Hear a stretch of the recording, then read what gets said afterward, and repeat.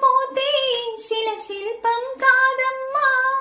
మేలుకో మిత్రమా, గుండెలో జ్వాలనే జ్యోతిగా మారగా, చీకటి దారిగా వేకువే